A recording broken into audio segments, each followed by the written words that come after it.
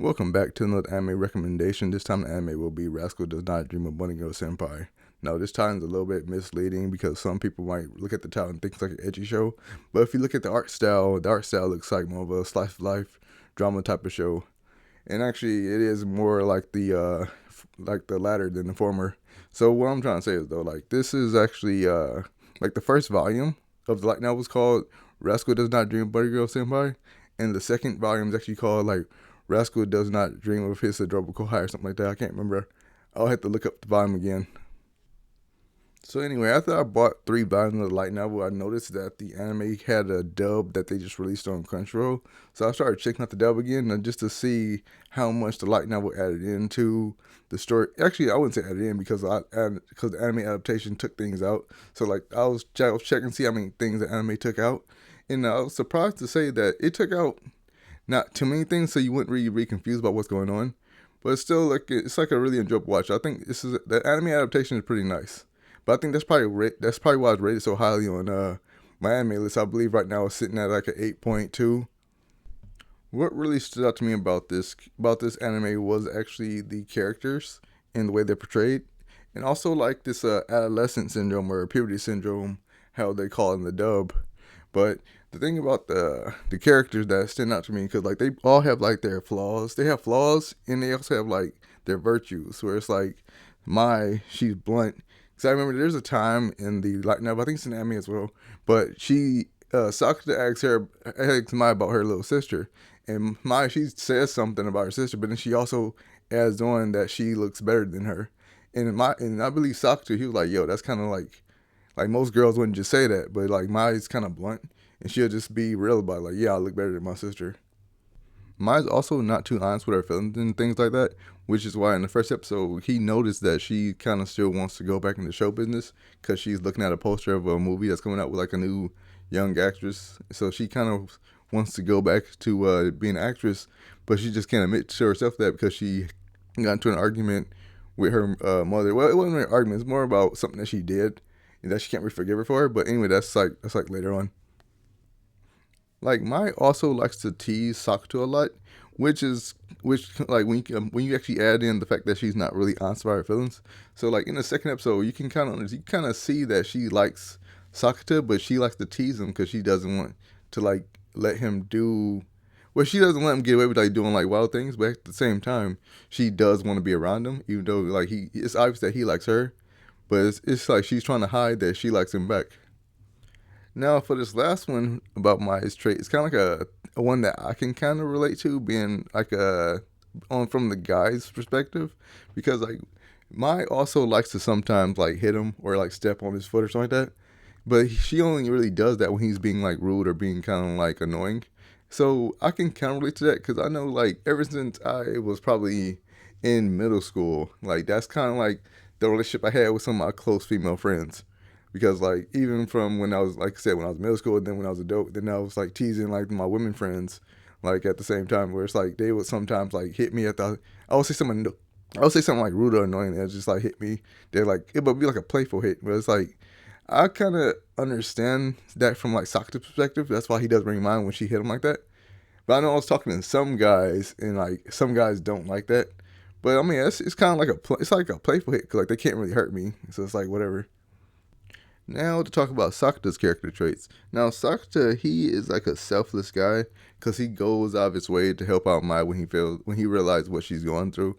Even though she tells him originally like to mind his own business, but in the first episode, like a guy's about to take a picture while she's just waiting for a Katrina to show up, so he intervenes and Mai, like I said, she's still being blunt, so she says like, so she did say like she would probably tell him that she was thinking about telling him not to do anything and not get involved with her, but she changed her mind. But she still told him that. So it's like, yo, why'd you tell me that if you didn't want to, be like rude? But that's the thing. Sakuta's also very sarcastic. Well, he's mostly sarcastic to people that he doesn't like his best friends and girlfriend. But she's kind of annoying. She got to be the one character in this story that I don't actually like. Like I get why she's there because it's kind of like it makes sense for like the story about what Sakuta's going through about the rumors that surround him.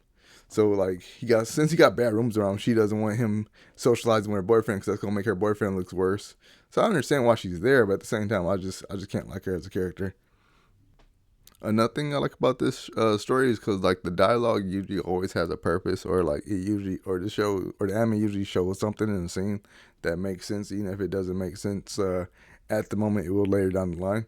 Because in one time, like in the first episode, I remember like Sakuto was talking about he threw his cell phone in like the ocean or something like that, and I showed this anime. I showed him like the first episode to my little brother, and he brought up the cell phone incident like it didn't really, because he said it was like pointless. So I was like, yeah, it seems pointless right now, but that's actually a big part of Sakata's past.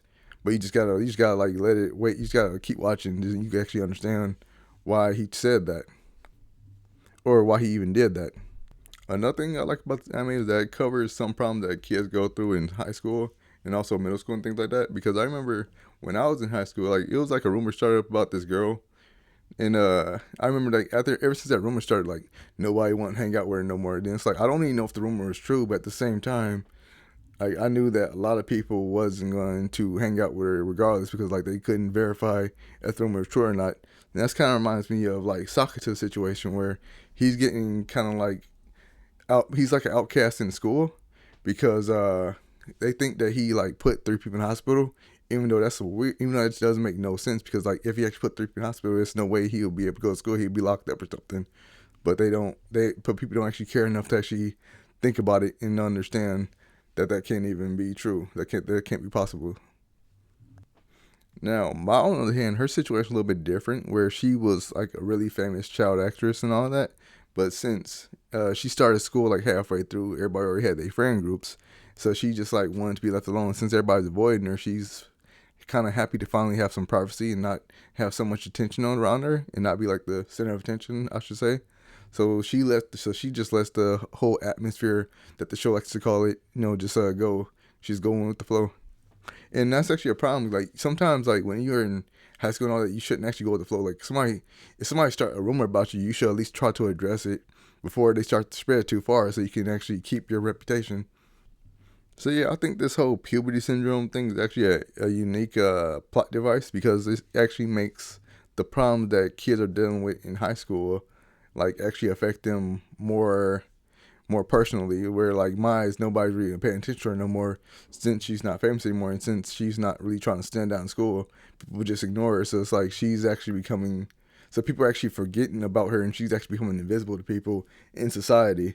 So like she wanted it, but now that she kind of has it, now she doesn't. No, she has it to like an extreme where like she's getting forgotten. So it's kind of like she thought. So first she didn't care too much, but now but when it comes to like around I believe episode 2, that's when she finally starts to really regret like letting it go that far, I guess. So yeah, I really recommend this anime because it has great dialogue. It has my type of humor. It might not be everybody's type of humor, but it has the comedy and anime that I enjoy. I believe we call it dry humor, I believe. But anyway, that's what I'm kind of into when it comes to watching anime. Well, besides something like a Konosuba. But anyway, this is my anime recommendation for Rascal Does Not Dream of Bunny Girl Senpai. That's all for today, and you all take care.